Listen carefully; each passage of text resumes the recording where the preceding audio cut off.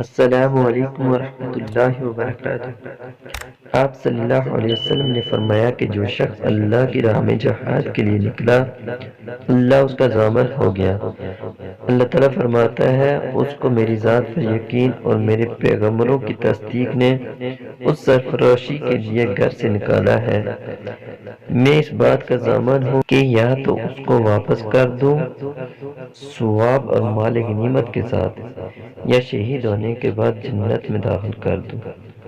رسول اللہ صلی اللہ علیہ وسلم نے فرمایا، اور اگر میں اپنی امت پر اس کام کو دشوار نہ سمجھتا تو لشکر کا ساتھ نہ چھوڑتا، اور میری خواہش ہے کہ اللہ کی راہ میں مارا جاؤں، پھر زندہ کیا جاؤں، پھر مارا جاؤں، پھر زندہ کیا جاؤں، پھر مارا جاؤں۔